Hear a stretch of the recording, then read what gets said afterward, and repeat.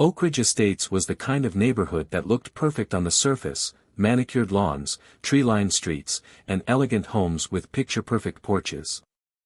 It was the kind of place where families settled down, where everything seemed peaceful, and where neighbors smiled and waved as they walked their dogs. But beneath that polished exterior, there was a quiet dictatorship at play, and at the center of it all was Karen Whitmore. Karen wasn't just the president of the Homeowners Association, HOA, she ruled it like her personal empire. With her pastel-colored pantsuits, clipboard in hand, and a self-righteous air of authority, she didn't just enforce the rules, she made them up as she went. Whether it was dictating the exact shade of beige homeowners could paint their doors or fining people for parking a quarter-inch over a driveway line, Karen thrived on control. Andrew Johnson had lived there for 3 years, and from the moment he moved in, he could tell he was on Karen's radar. At first it was small things: passive-aggressive notices, nitpicking about his lawn, unnecessary warnings. But Andrew brushed it off. That was, until Karen decided to cross the line, turning his peaceful home into a battleground he never asked for. Andrew had dealt with annoying HOA notices before, but this time, it was personal.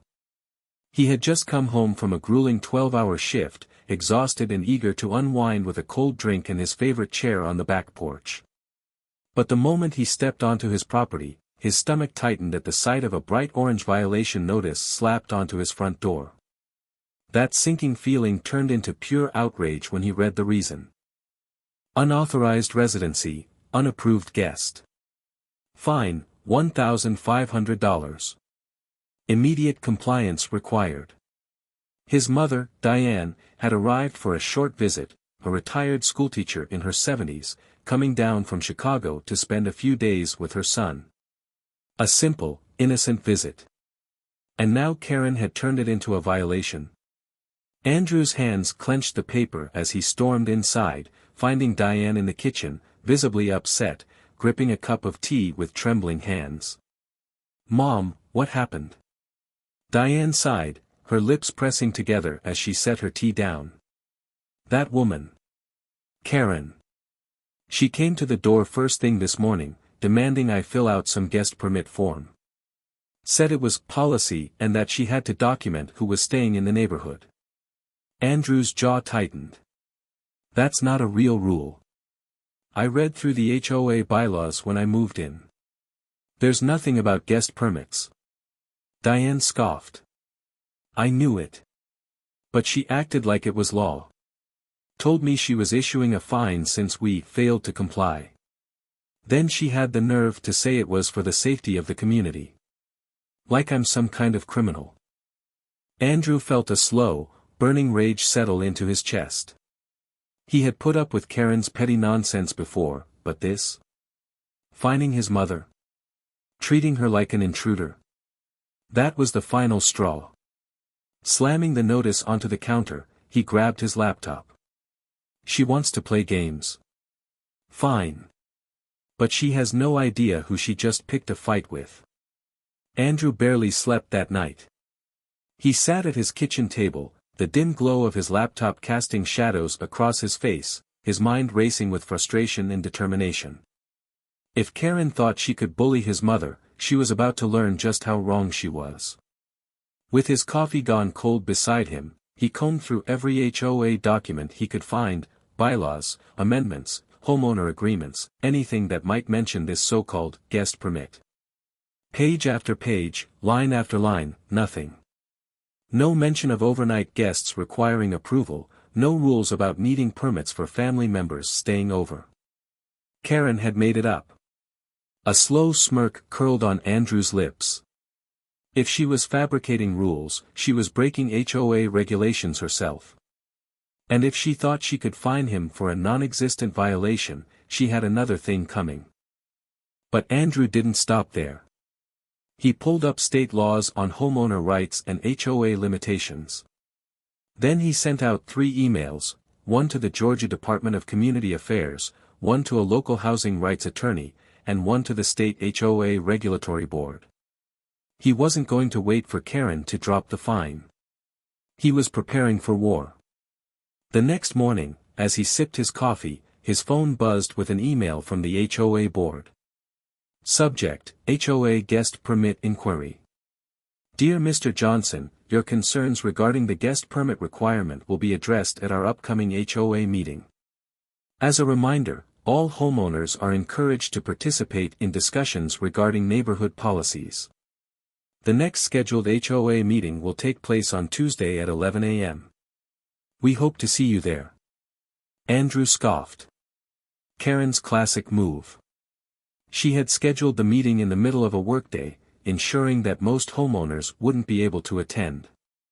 The only people who would show up: Karen's hand-picked enforcers, her loyal, unquestioning supporters. Andrew's jaw clenched. She was trying to stack the deck against him. But she had underestimated him. He picked up his phone and dialed his boss. Hey, I need to take Tuesday morning off. There's something I have to handle. Karen wanted a fight. She was about to get one. Andrew stood outside the Oak Ridge clubhouse, his heart pounding with a mixture of determination and anticipation. He knew exactly what this was: a trap. The 11 a.m. Tuesday meeting wasn't about fairness or discussion. It was a power move, a carefully orchestrated event designed by Karen to solidify her control and humiliate him in front of her carefully chosen audience. He took a deep breath, squared his shoulders, and pushed open the heavy double doors. Silence fell instantly. Every set of eyes turned toward him. The long mahogany table stretched out before him, and at the far end sat Karen Whitmore, draped in authority like a queen on her throne. Flanking her were the same 6 board members who had nodded along to every absurd rule she had ever concocted. Their expressions ranged from indifferent to outright hostile. This was their domain. Karen's lips curled into a slow, condescending smirk. She gestured to an empty chair directly across from her. "Ah, Mr. Johnson," she purred. "How wonderful of you to join us." Andrew didn't sit. He let the moment stretch, the tension thick enough to choke on. Instead, he walked right up to the table and dropped a thick folder onto its polished surface with a resounding thud. The sound echoed through the room. Karen's smirk faltered for a split second before she recovered. Andrew flipped open the folder and pulled out his first weapon, a printout of Georgia HOA laws. "Before we start," he said smoothly, "I want to address something." He slid the document across the table. Nowhere in the bylaws or state regulations does it mention a requirement for guest permits. So I'd love for you to explain exactly where you got that rule. A flicker of irritation flashed in Karen's eyes, but she covered it with a dramatic sigh. "Andrew," she said, her voice dripping with condescension, "you simply don't understand how HOA regulations evolved to protect the community." Andrew tilted his head. Checkmate was coming. He just had to let her fall into it. Karen leaned back in her chair, crossing her arms as if Andrew's challenge was beneath her. "Andrew, you seem so determined to make this about rules," she said with an exaggerated sigh. "But what you fail to understand is that the HOA is about maintaining the integrity of Oak Ridge Estates. The guest permit is just one of the many safeguards we have in place to ensure that our community remains," she paused, carefully choosing her next words, "up to standard." Andrew clenched his jaw. He knew exactly what she meant. "And yet, this so-called safeguard only seems to apply to me." His voice was steady, but there was an edge of steel behind it. Karen let out a small chuckle, shaking her head like she was dealing with a naive child. Now, Andrew. Are you really suggesting that this board is unfairly targeting you?" Andrew didn't take the bait. Instead, he reached into his folder again and slid out a second document, an email from the state HOA regulatory board. It confirmed that the guest permit requirement was fabricated and had no legal standing. He pushed it toward the center of the table. Karen's eyes flicked over the paper, and for the first time, her mask cracked. It was the briefest of hesitations, a flash of tension in her jaw, the way her fingers twitched slightly before she forced them to still. One of the older board members, a gray-haired man named Mr. Caldwell, adjusted his glasses and cleared his throat. "Karen," he said slowly, his tone uncertain, "I don't recall voting on this guest permit policy." Karen's eyes darted to him. "Of course we did, Richard," she said, her voice sharp. "It was discussed in the special meeting last quarter." Caldwell frowned. "I was at that meeting. I don't remember anything about guest permits." The room shifted. Other board members exchanged glances. Andrew didn't have to say a word. Karen had planted the seeds of her own downfall. Andrew sat at his dining table, his laptop open, a dozen browser tabs flashing legal codes, HOA regulations, and state housing laws. His fingers drummed against the wooden surface, his mind working like a machine. Karen thought she could intimidate him, manipulate him into silence, but she had underestimated the power of knowledge.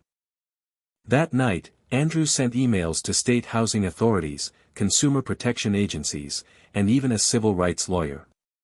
If Karen wanted a war, she had picked the wrong opponent.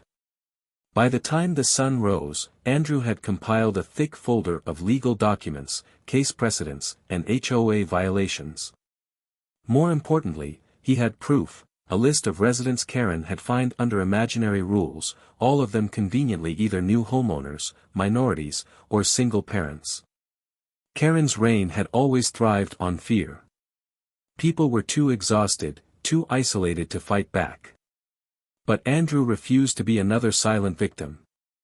He picked up his phone and started calling neighbors, people who had quietly complained but never dared to push back.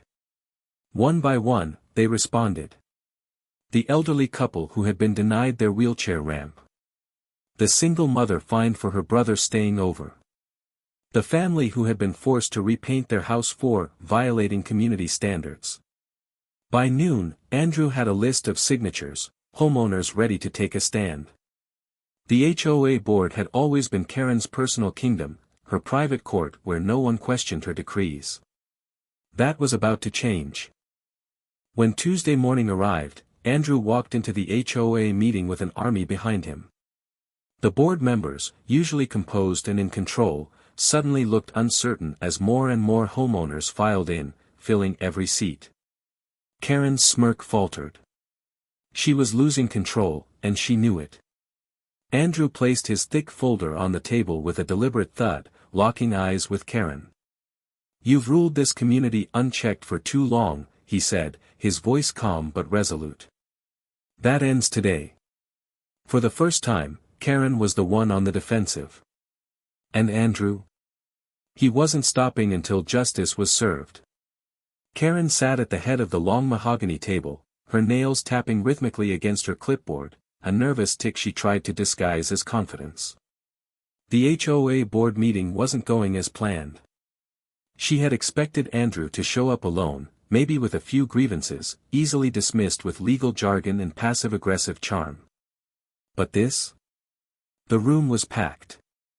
Neighbors filled every chair, every inch of wall space. Some stood at the back, arms crossed, their expressions grim. This wasn't a meeting, it was an uprising. Andrew sat across from her, his thick folder of evidence open like a weapon.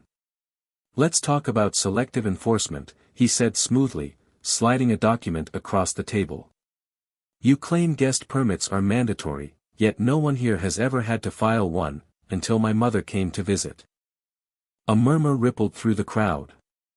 Karen forced a tight-lipped smile, refusing to let her frustration show.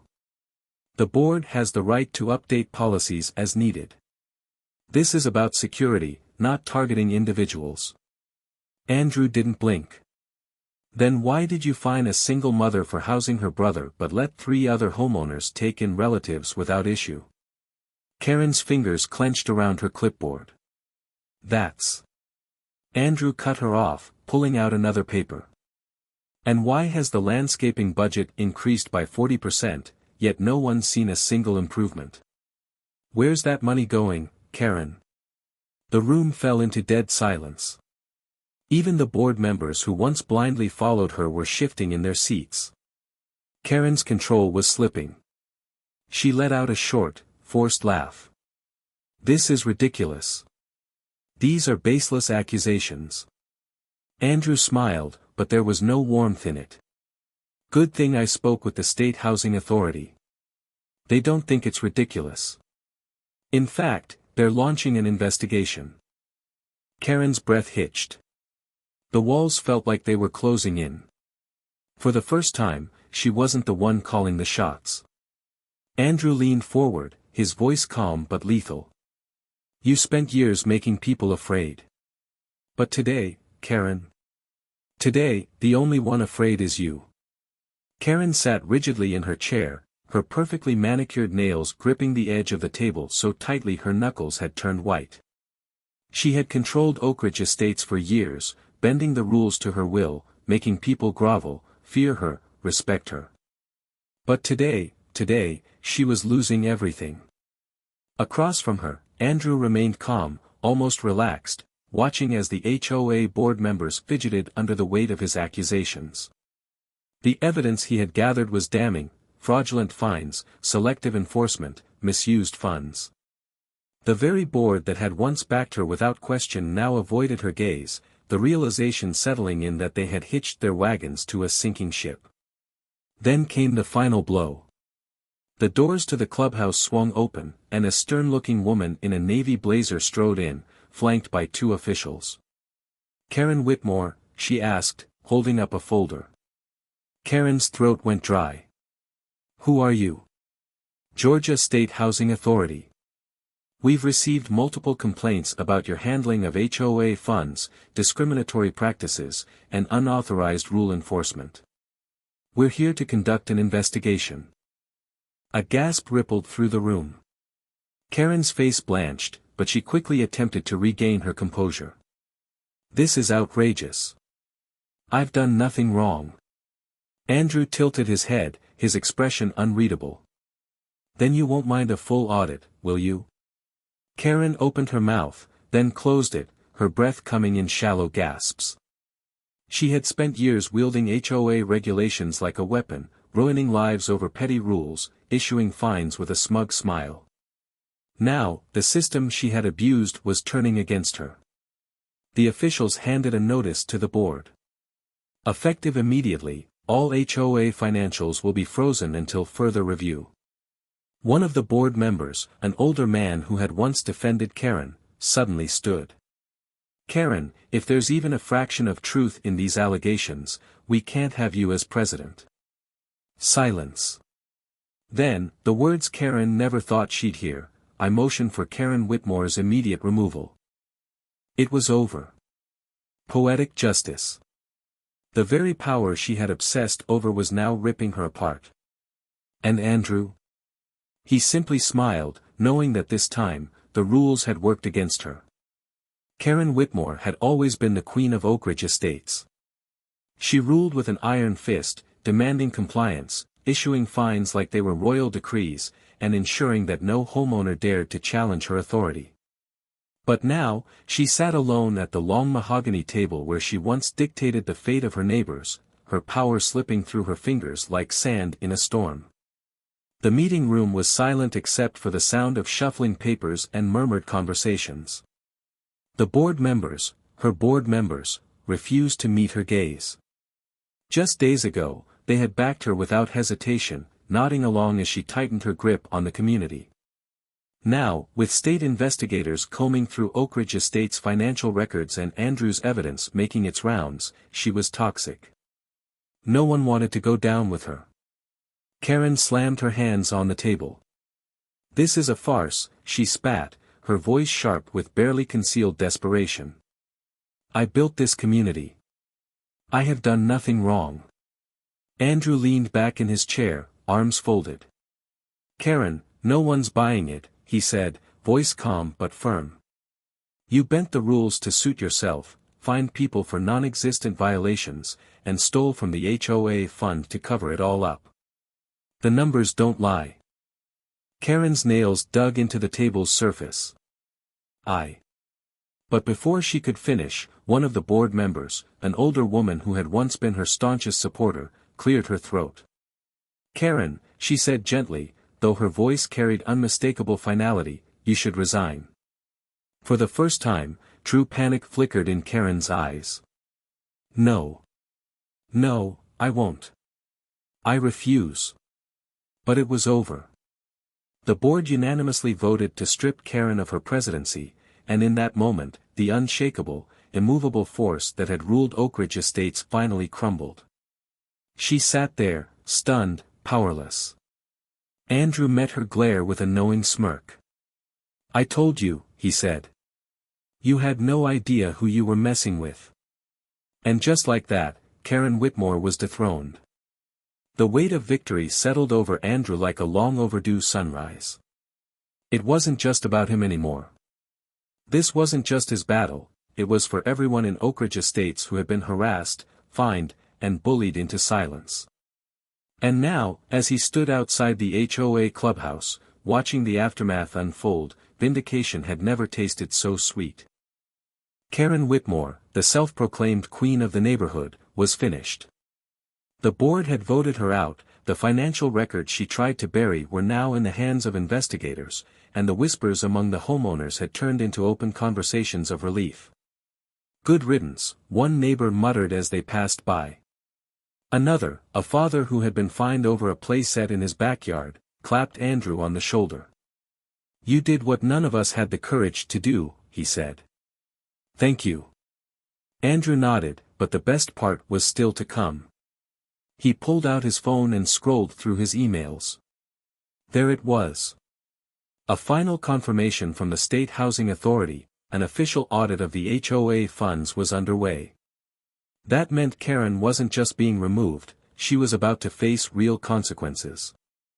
And then, as if fate wanted to grant him one last gift, the front doors of the clubhouse swung open, and Karen stormed out, her usual composure nowhere to be seen. Her face was red with rage, her fists clenched.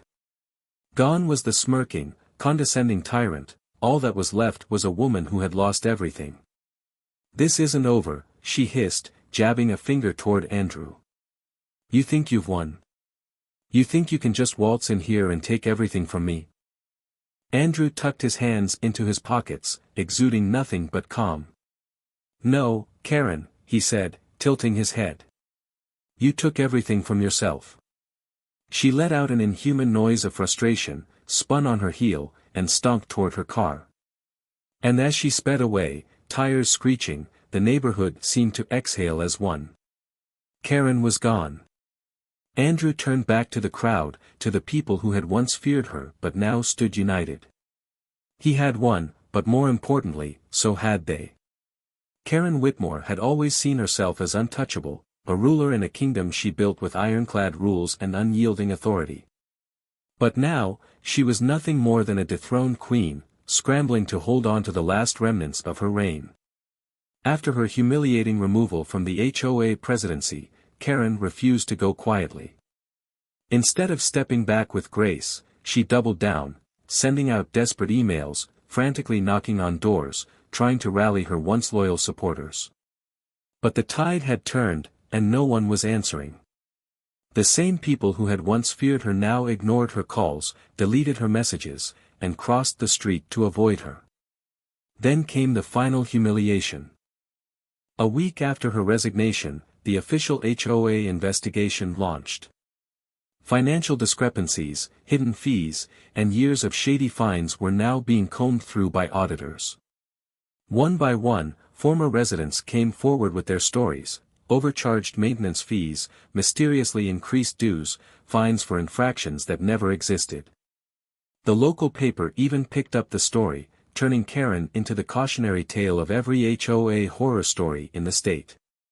Andrew watched from a distance as Karen's world crumbled around her. She tried to play the victim, ranting in community groups, claiming she had been sabotaged, betrayed, that this was all a setup. But it was too late, no one believed her anymore. Her final act of defiance came when the "for sale" sign appeared in her front yard.